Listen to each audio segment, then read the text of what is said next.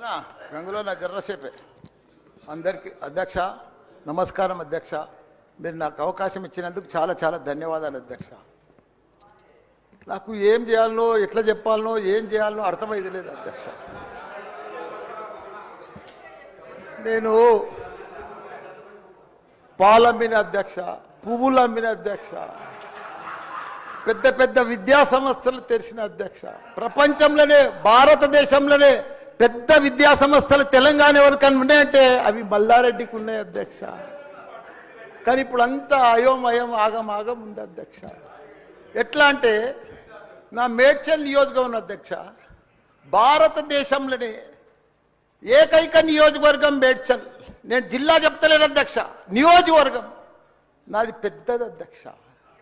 7 మున్సిపాలిటీలు, 3 కార్పొరేషన్లు, 61 గ్రామాలున్న ఏకైక మేడ్చల్ నియోజకవర్గం మల్లారెడ్డి అధ్యక్ష. మల్లారెడ్డి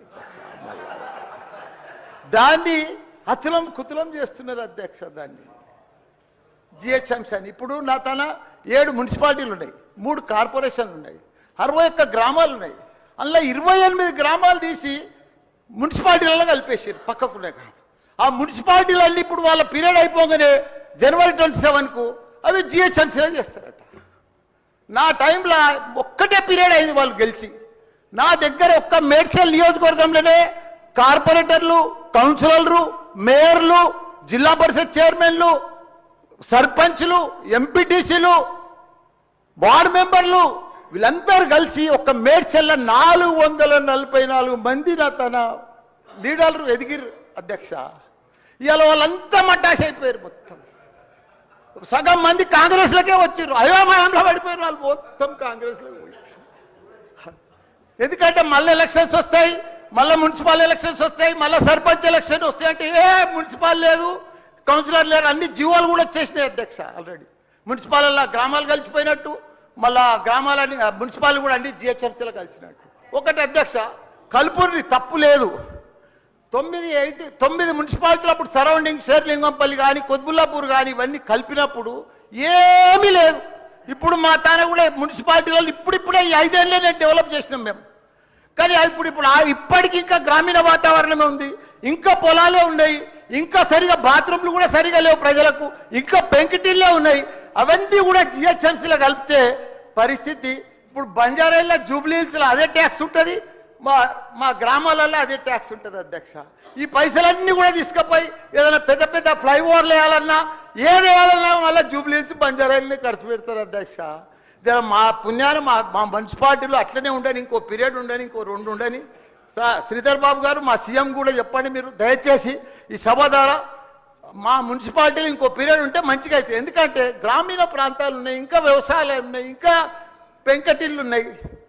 మనం అన్ని ఇప్పుడు నా అన్ని కూడా జిహెచ్ఎంసీలో కలిసినట్టు. నాకు గ్రామర్ రూరల్ లేదు, ఎంపీటీసీ లేదు, సర్పంచ్ లేడు, కౌన్సిలర్ లేడు, ఓన్లీ కార్పొరేటర్. అది కూడా 20-30 వేలకు ఒక్కరు అవుతారు.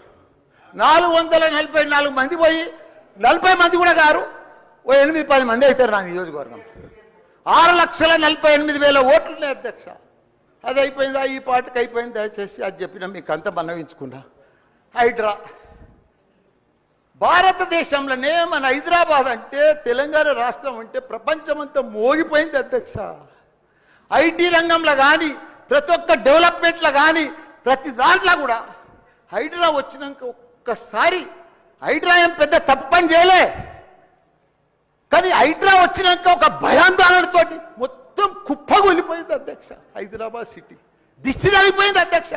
నువ్వేమన్నా అనుకో, ఎందుకంటే నాకు పెద్ద ల్యాండ్ బ్యాంక్ ఉంది, నాకు పెద్ద విద్యా సంస్థలు ఉన్నాయి, నాకేం నష్టం లేదు, నేనేం ఎఫ్టీఎల్లో లేను, బఫర్ జోన్లో లేను. నేను జనరల్గా చెప్తున్నా, అభివృద్ధి అమెజాన్, గూగుల్, ఫేస్బుక్, యాపిల్ లాంటి కంపెనీలు అమెరికా తర్వాత ఇక్కడ మన హైదరాబాద్ తెచ్చిండు మన కేటీఆర్ అధ్యక్ష. హెడ్ క్వార్టర్స్ ఈయనే ఉండే అధ్యక్ష.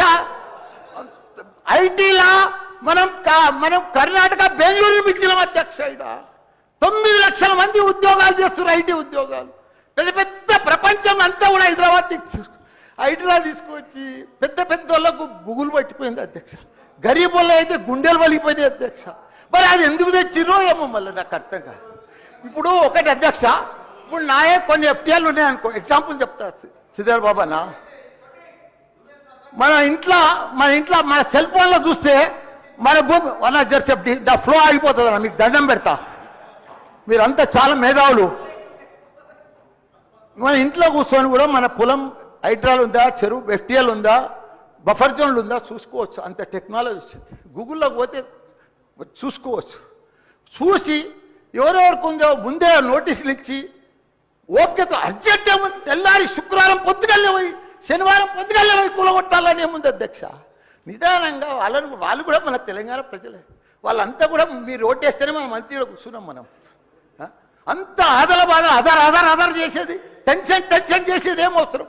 మంచిగా నోటీస్ ఇచ్చి బాబు చేంజ్ చేసుకో, మార్చుకో, చూసుకో, నీకు ఇది ఇస్తాం, గరీబోడు ఉంటే ఇది ఇస్తాం, ఈ బెడ్రూమ్లకు అని నిమ్మడంగా చేస్తే అయిపోయాయి కదా. ఇంకా 4 ఏళ్ళు ఉంది కదా మీకు. ఈ ఏడాదిలోనే ఫస్ట్ ఇయర్లో చేయాలని ఏముంది, అన్ని కొన్ని చేసుకుంటా వండి. రియల్ ఎస్టేట్ అయితే అధ్యక్ష రియల్ ఎస్టేట్ అయితే కుప్ప కొలిపోయింది. ఏదైనా పెళ్లికి అమ్ముదామన్నా కొంటలేరు ఎవరు. పైసల రొటేషన్ లేదు, వ్యాపారాలు లేవు, బిజినెస్ లేవు, ఏమీ లేవు అధ్యక్ష. దయచేసి మీరన్నీ కూడా ఆలోచన చేయాలని మంత్రులు ఉన్నారు. అందరికి కూడా చెప్తున్నా, అందరికి కూడా దండం పెట్టి చెప్తున్నా. Thank you. ఒక్క నిమిషం మాట్లాడండి.